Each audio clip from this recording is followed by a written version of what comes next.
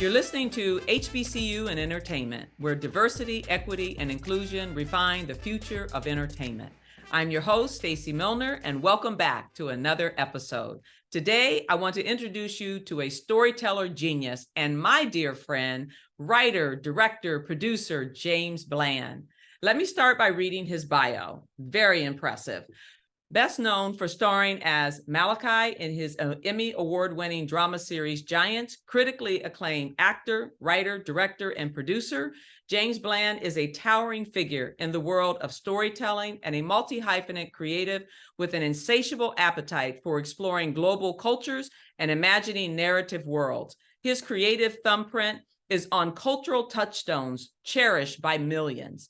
Most recent, he directed the NAACP Image Award-nominated HBO documentary special, Insecure, The End, and co-wrote the final episode of The Best Man, The Final Chapters. These days, James is writing on the second season of Uncoupled for Showtime while developing original content under his production company banner. I am so excited to welcome my friend and amazing, talented producer, creative, just really my friend, James Bland. Welcome to HBCU in Entertainment.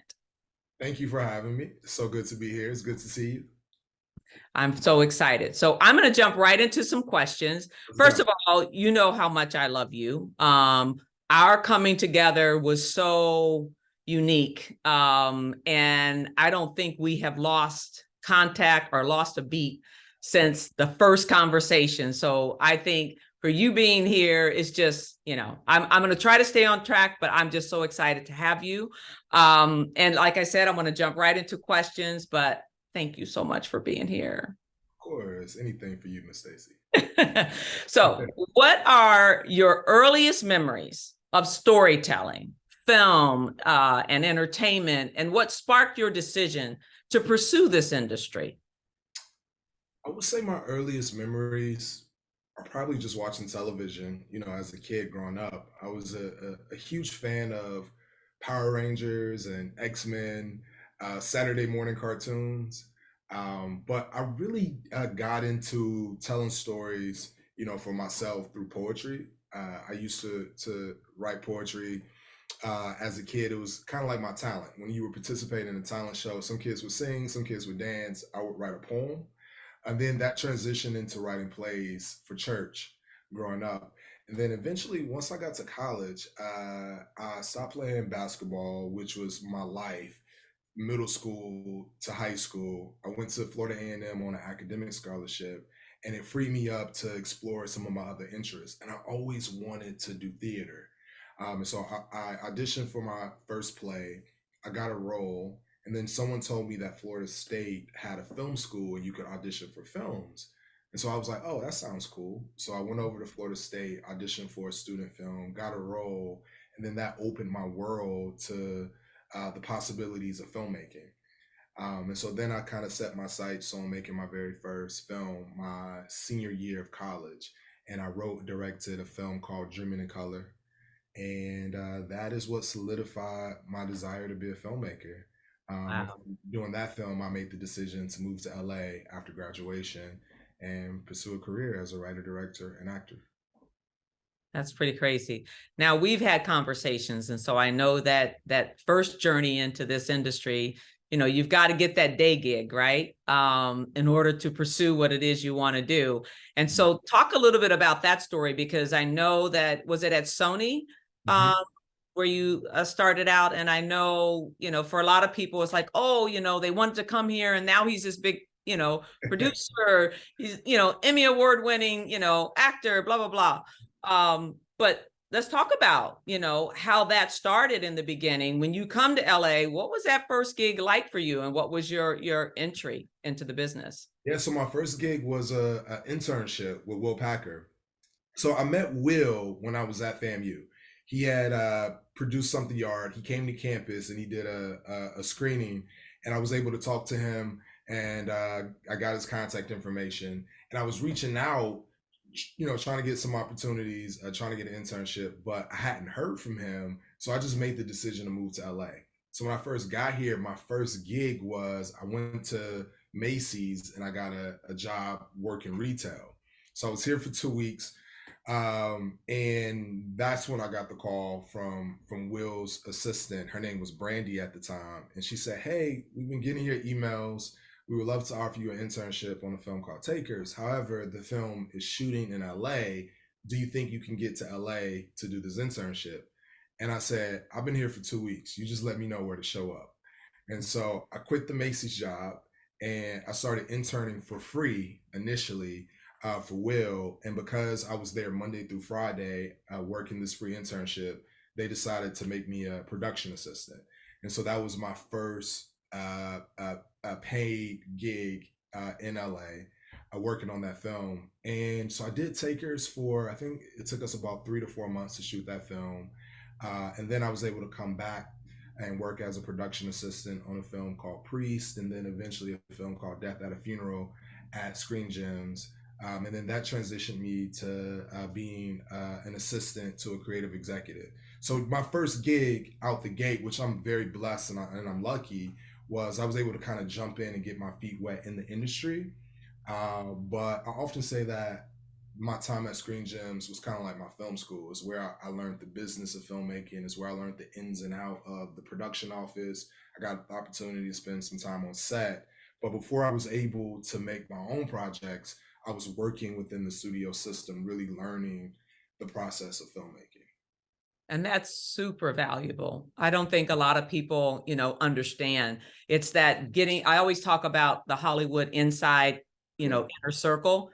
Mhm. If you can get in one of these spaces, you're now privy to kind of see the process, the mix, and you learn so much. So awesome. But also, It's essentially what you guys do for the students who come, for the summer with the HBCU in LA, summer internship program, and those opportunities are invaluable. To get your foot in the door is something that you have so many film school students or students wanting to work in this industry. They're coming to LA, but they might not have that door open for them. But once you can get that door open, so many opportunities become available for you. exactly.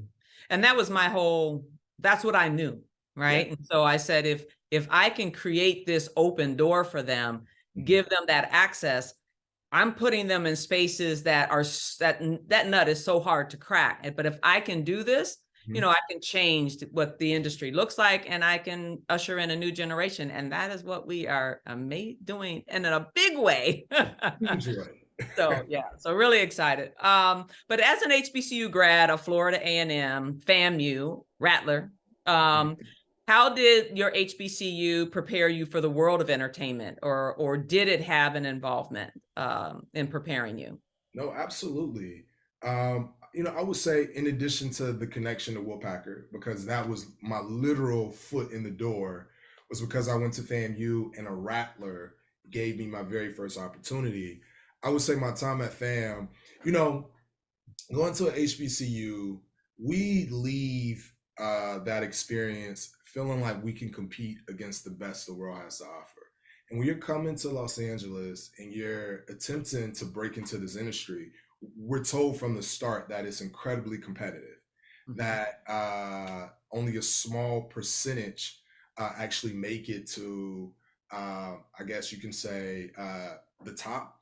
But when you go to a HBCU, you just leave with this confidence. And I would say that FAMU gave me the confidence to believe that I could compete, in this industry.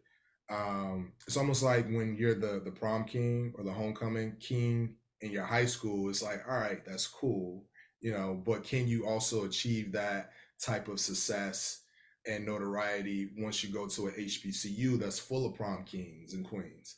Right. Um, then I feel like LA is even, a bigger step. And so, in addition to like the networking and the social skills that I got at FAMU, all of those things prepared me to be Wow. successful in this business. And was it helpful that you saw, folks in the business that came from your institution that were being successful? It's like, if you see it, you can be it. I'm sure that probably had a huge play in it too. 100%, because I was a business major. I did not study film, so I did not know it was possible to go from business to filmmaking until I met Will Packer and Rob Hardy. And these were engineering majors at FAMU who had left, who had graduated with engineering degrees and went off to become successful filmmakers. And so I had not known a filmmaker, an actor, a producer prior to meeting these guys. And so 100% being able to see it gave me the confidence to know that I could also go and achieve that for myself. Awesome. I love it. So now when it comes to diversity, equity, and inclusion, what were some of the challenges you faced when breaking into this industry? I would probably say, like right now, I'm writing for television. I wrote on The Best Man, and I'm currently writing on a show called Uncoupled prior to this writer's strike. And breaking into television, we know that the landscape of television writers don't often include people who look like me. The majority of television writers are white men, and so I've been able to talk to a lot of TV writers and just understand also how privileged that I am just to be able to be in this space. But I also know that as a result of that, and as a result of not having the the credits or the resume that has probably kept me from certain jobs. You know, I've definitely applied and also interviewed for certain writing jobs that I did not get simply because I didn't have the credits. Mm, Um, and I had credits in terms of being an independent filmmaker. I spent so much time in the indie space, kind of making my own thing, but also realizing that the industry doesn't always recognize independent work, and they don't value the things on the internet as much of as they value things that are, I guess, traditional. And so I would say those were probably some of the biggest challenges and hurdles that I face. And they're just barriers to access, you know, for people of color yeah. as it pertains to just television and film. And so, And I mean, we're in the midst of this writer's strike, right? So I'm riding by various studios. I was, in Hollywood, and then I was here in the Valley, and just looking at the writers that mhm, are out there picketing. mhm, And I don't know why I always see these things. I just think it's how God wired me. But I'm looking at the picket line and I'm going, this is why we have a problem when it comes to having equitable and equal opportunity. Because if you look at these picketers, you see the writing room, you see the mhm, writers that are in the writers' rooms, and you see a dot of us here and there. But it's on display right now. So, it just goes to show you while we've made progress, there is still so much more that needs to be done to level the playing field, because this is like, I don't know if anybody really realizes, like just pan what you're seeing right now. So, absolutely. I've yeah. talked to some writers who have told me that they could not post a room picture, a photo of the room, the writers who are in the room, because they knew that the room was not diverse. You know, the current room that I was in isn't, you know, that diverse. And so it's the unfortunate reality of this industry. And as a young writer, uh, sometimes you don't know the opportunities that you did not get. You don't know why. But once you start to understand the politics and just the landscape of the industry, you start to realize the opportunity that you have to make a difference. And then also for me, being able to break in is why I'm so passionate about working to provide opportunities for the people who are coming behind Mhm. I love it. me. See, James, this is why I like you so much. Mhm. You just, anyway, you just speak to my heart. We just connect on a whole nother level. But anyway, I'm going to stay focused here and not just have a conversation about you and me, because we are giving to the next generation here. And so anyway, so my next question for you is, you have created, executive produced, and starred in amazing award-winning dramas like Giants, Insecure, and The Best Man, final chapters. What are some of the biggest lessons you've learned, like working on these types of projects of this size and scope? Oh, that's a good question. Biggest lesson I've learned from working on, these bigger projects. Um, I would say, this is one of the lessons that I apply to not only one of the biggest lessons I've learned is not to get paralyzed by perfection.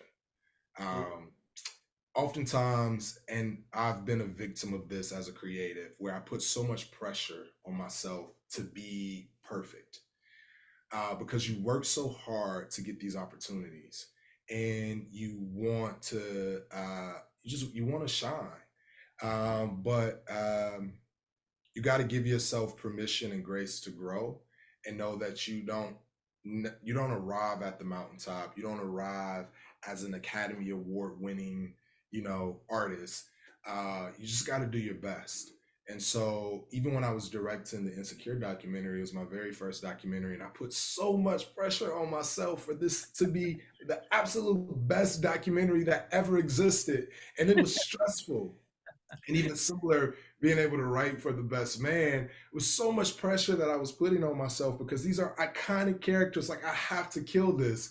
And I would say I did a good job, and being okay with being good and know that you're only going to get better. And so that's the reminder that I'm always giving myself is don't get paralyzed by perfection, because you just got to start, you got to go, you got to do what you can, do your best, and then keep it moving. That's it. That's Yeah. it. But I want you to go a little bit deeper because with Giants, like, I mean, James, like you just knocked it out of the park with that, right? Talk about, the creation of that, I mean, you won Emmys, like you were like, I mean, what was that experience like for you? That was your baby. That was your thing. Yeah, Giants initially came out of this desire to see myself, and this desire to um, create where I felt like the industry wasn't giving me the opportunity to create. Um, I wanted to act, but I wasn't necessarily booking as an actor. I wanted to write and direct, and people told me that I needed to choose a lane. And I was working a full-time job at TV Land as a digital producer at the time, so I had a 9 to 5. But I wanted to make television, and so instead of waiting for the industry or for a studio or for some executive, in an office to give me the opportunity, I created it for myself and for my friends. And what Giant showed me is that I had the ability to make a product that is good enough to then transition to television.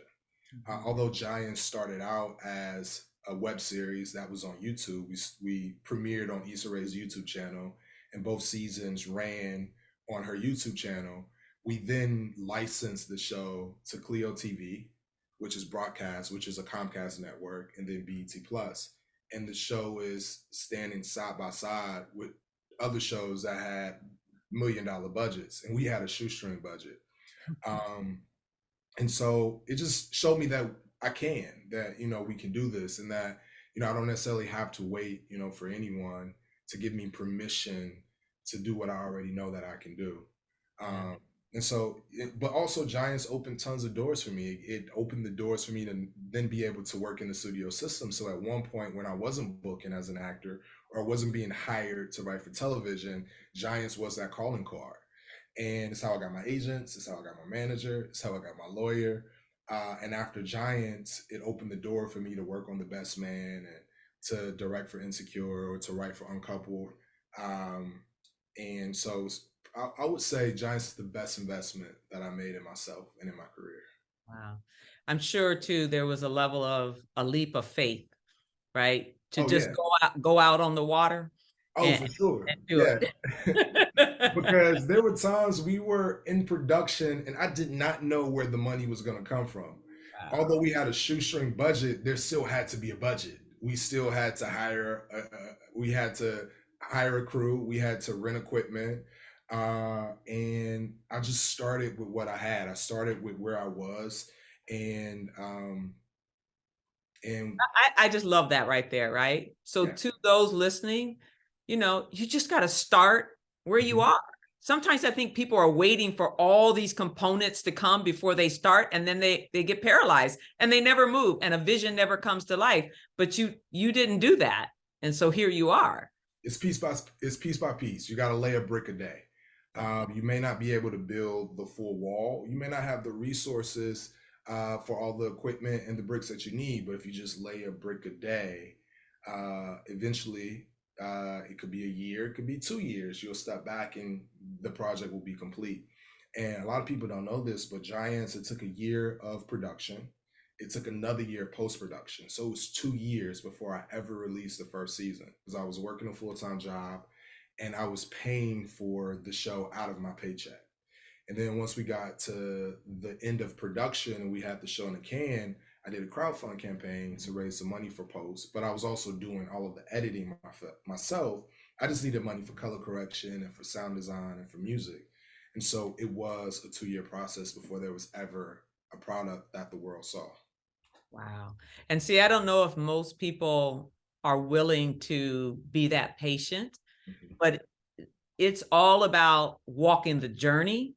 mhm. It's not a it's not a sprint, it is a marathon. And I think you have to have that type. So I'm always telling, particularly our students in the program, it's about having a passion and a drive to do something and being willing to take that journey, take that long road to getting to where you want to be. And I think in the movie The Great Debaters, I love the quote, right? It's like you've got to do what you have to do so you can do what you do now so you can do what you ultimately want to do, right?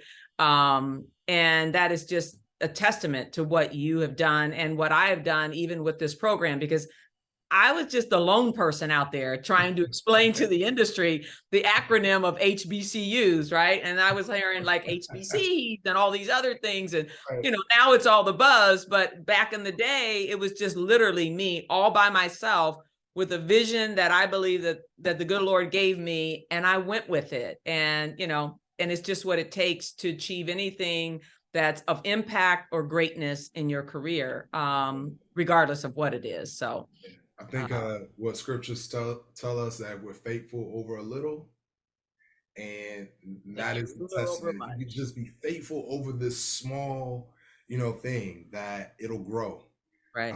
and then eventually you'll be a master over something much, much larger. But you got to be faithful over that small thing.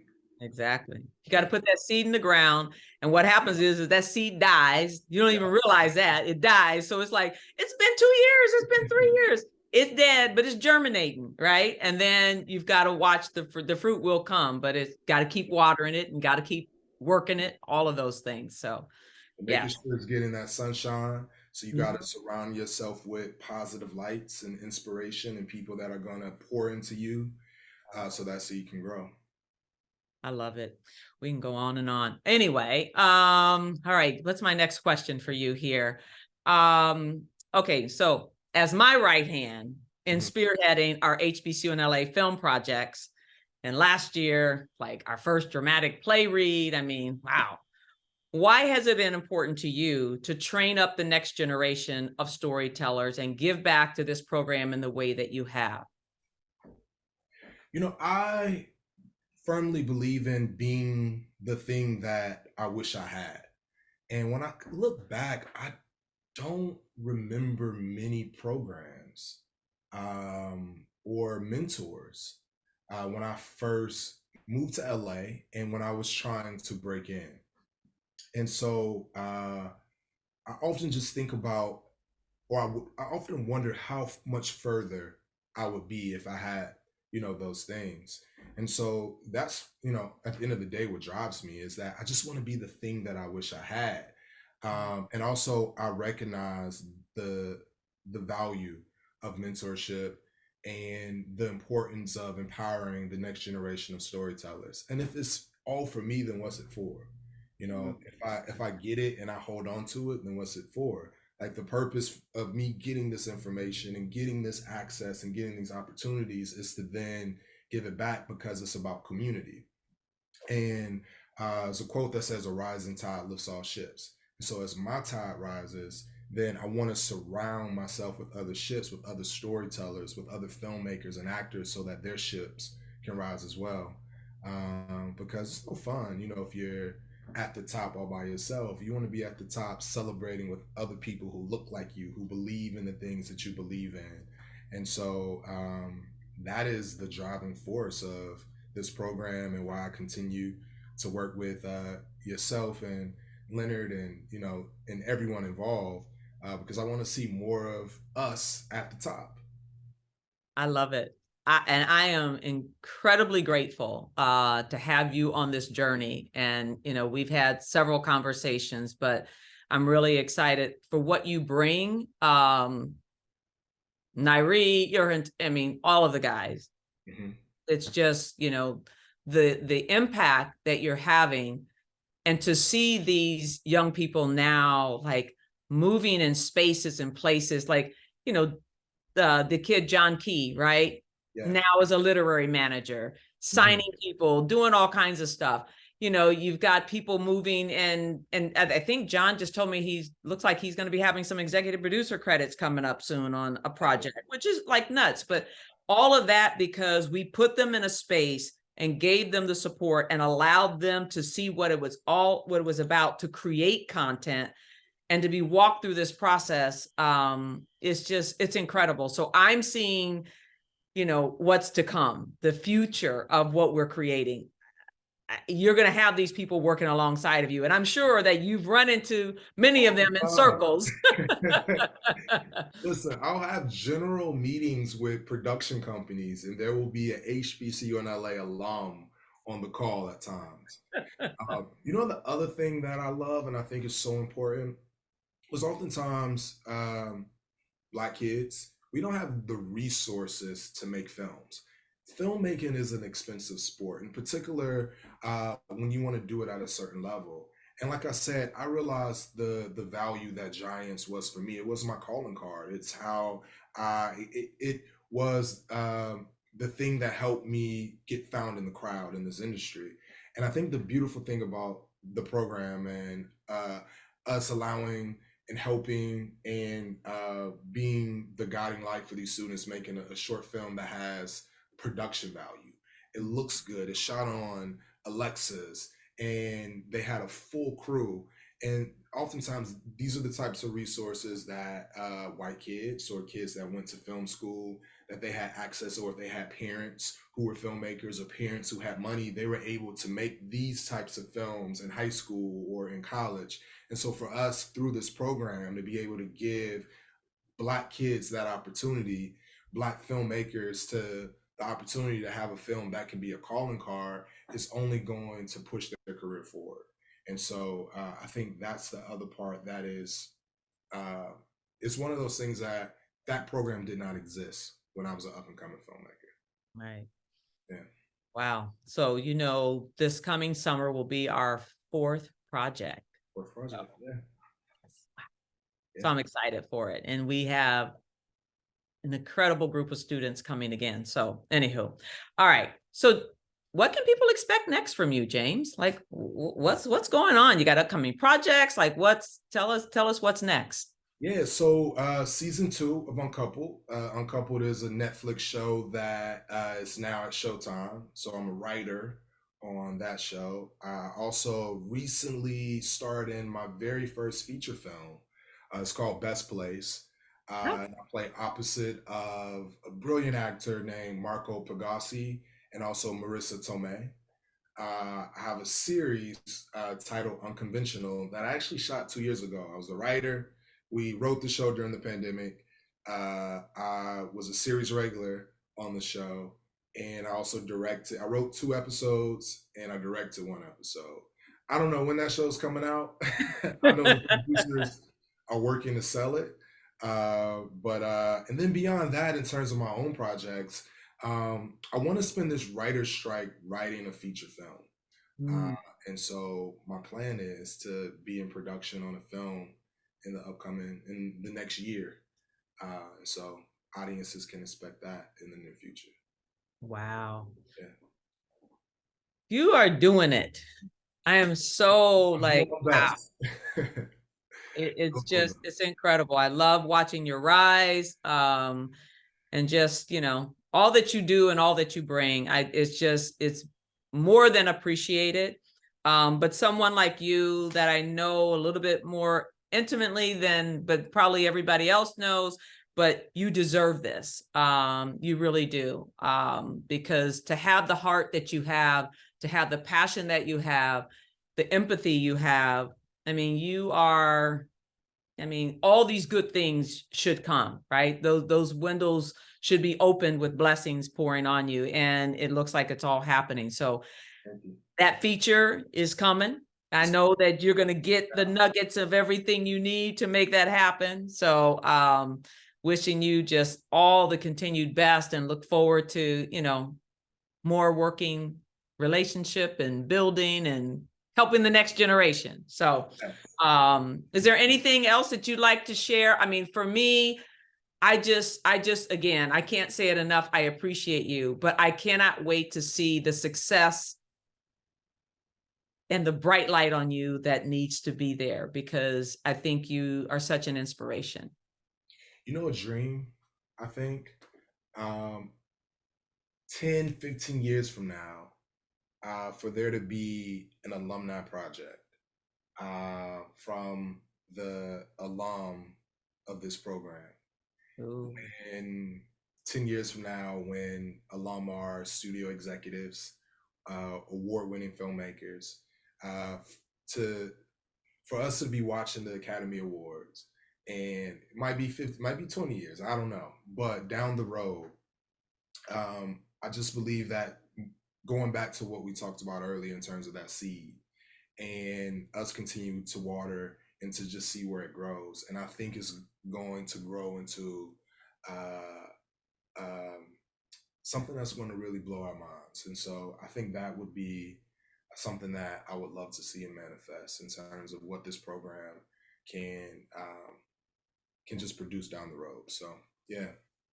Yeah, we talked about that a little bit at the showcase we did last summer, because of these projects. And even the 1817, A Slave Odyssey, like that story in and of itself, it's so unique. Like I could see that like being, one of those features, right?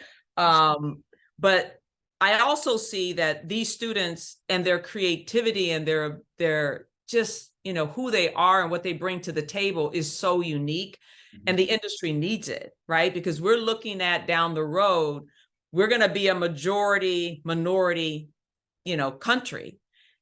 Our stories, the authenticity of our stories, the flavor we bring, like all of that is critical. And what we are doing with this program is nurturing that next generation to be able to have a place to bring their voice. So I see us, being the place to go to. Like I will be so bold as to say, yeah, we'll have a first look deal with somebody, right? Because somebody will want to have first dibs on this amazing story and content that's coming out of our pool. And, yeah, I could see him being on stage. Yes, come on. First look deal, overall deal. Yes. Emmy Award, Emmy, Golden Globe. We're going to do it. We're going to do it. For all our things. Well, James, it's been a pleasure. Wish you nothing but continued success and blessings over your work. And thank you for making the time. Thanks for having me. Awesome. All right. Thank you. I want to thank you for joining me today and tuning in to another episode of HBCU in Entertainment. If this episode resonates with you, please comment, rate, and review the podcast. Your feedback means the world. I appreciate you lending me your ears. Catch you on the next episode.